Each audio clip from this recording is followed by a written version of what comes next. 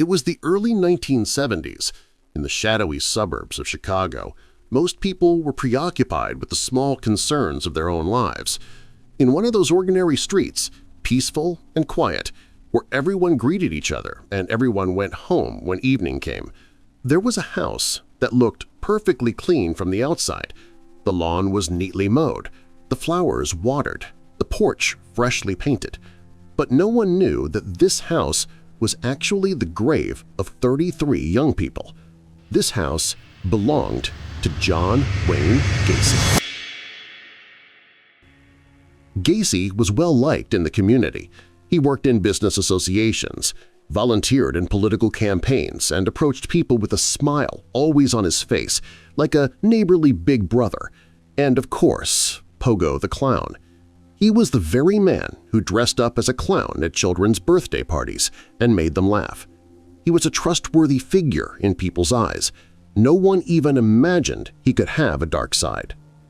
Gacy's story is one of how the darkness hidden behind that cheerful mask grew over the years without anyone noticing. Gacy's childhood was troubled. His father was an alcoholic and particularly cruel to his son. Little John was often severely beaten, and nothing he did was ever good enough for his father. In later interviews, Gacy would recount how his father constantly told him, "You're useless, you idiot." These words were the first seeds of the anger and feelings of inadequacy that would later underlie his crimes. Gacy, who tried to prove himself in his youth, always felt the need to be liked, looking good in the eyes of others, being loved, being appreciated. These were central to his life, but it was precisely this obsession with looking good that would become the most dangerous cover for his criminal career. He was first imprisoned in 1968 for molesting a young man in Iowa. This incident was not widely publicized, and when Gacy was released a few years later, he managed to conceal his past. When he returned to Chicago, he built a new life. He got married, established a successful business, and secured a respectable position in society. People saw him as a great neighbor and a helpful citizen. But during those years, an invisible darkness had already begun to stir. By 1972, Gacy began to express his interest in young men more aggressively. He would hire young men to work on the street, bring them to his house, and say, "There's a little job, you'll make good money." The inside of the house always looked tidy.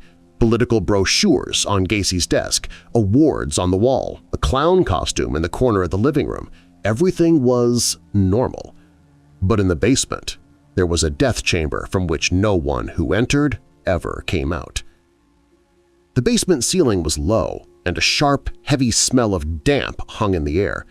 Gacy would usually take his victims down to this basement and then perform a trick with a toy, a show he called the handcuff trick. He would smile and say, "Watch me," put the handcuffs on his own hands, then easily open them. He would then have the young men try the same thing. They would be handcuffed. Gacy would lock the cuffs and say, "Rule number 1, only I can open these handcuffs."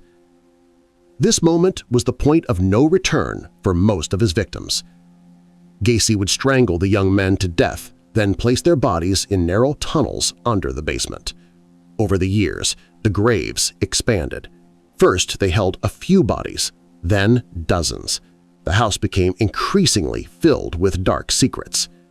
Normally, such crimes attract attention after a while. But Gacy's case was different because he blended in so well with society that no one suspected him. Some of the missing young people were homeless, some had problems with their families. The police didn't treat every missing person case with the same seriousness, and Gacy had learned to take advantage of this indifference.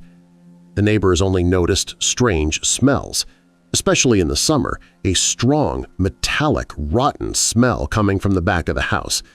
Gacy explained it away as a rat problem, musty smell, or sewage. The neighbors believed him because Gacy always seemed trustworthy. People never even considered that he could be a bad person. Over the years, dozens of young people disappeared, and almost none of them were seriously investigated. They disappeared into the crowds of Chicago. Until 1978. Robert Peast, 22, worked at a pharmacy. Gacy came to the store and told him, "I have a job offer for you where you can make good money." When Robert didn't come home that night, his family reported him missing to the police.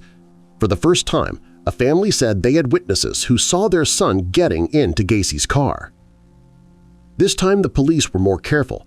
Gacy's past was investigated and his old molestation case in Iowa came to light. This was the first time Gacy's good neighbor mask, which he had been wearing for years, was tarnished. When the police raided Gacy's house, they noticed a strange smell as soon as they entered the door. But since they couldn't find any concrete evidence at the time, they couldn't search the entire house. Still, suspicion was growing. Gacy was under pressure and his nerves were frayed. A police officer would later say, "While talking to this man, I couldn't shake the feeling that he wasn't a normal person. It was as if there was an invisible secret on his face." On December 19, 1978, the police obtained a second search warrant and this time went down to the basement. The air inside was heavy and unbearable. There were signs of collapse in the soil beneath the floor. This was a sign that excavations had been carried out here before. Years later, an officer said in an interview, "When I first went down into Gacy's basement, I can still feel that atmosphere. As soon as you walk in, you realize something is watching you." The excavations lasted for days. With every shovel thrust into the earth, the silence over another tragedy was broken. The bodies were removed one by one. Some were unrecognizable. Some still looked young, as if the years had never passed. Chicago was witnessing perhaps the biggest serial killer crime in its history. Gacy was calm when he was arrested. He tried to chat with the police, as if unaware of the gravity of his actions. Days later, he confessed, "Yes, I killed them all."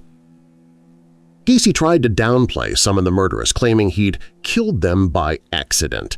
But the truth was clear. The number of victims was 33, and most were buried in narrow tunnels under the house. The trial turned into a national scandal. Gacy thrived on media attention. His nickname was now known across the country, the Killer Clown. He was executed in 1994. His last words before execution were cold and indifferent. "Kiss my ass." Even years later, people still talk about Gacy's house. After the excavation, the house was completely demolished. A new house was built, but traces of the past may still linger in that area. Some neighbors say they hear unexplained muffled sounds in that area at night. Others dismiss it as just the wind. But one of the police officers investigating the crime used this sentence in an interview years later. "When I first went down into Gacy's basement, I can still feel that atmosphere. As soon as you walk in, you realize something is watching you." Gacy's story is not just the story of a serial killer. It is also the story of the gap between what society sees on the surface and what is really going on. It is one of the darkest examples of how dangerous the difference between how a person appears to the outside world and who they really are can be. And most importantly, this story is a testament to what neglect, overlooked losses, and unnoticed signs can lead to. John Wayne Gacy is dead, but his mark is too deep to be erased from America's criminal history.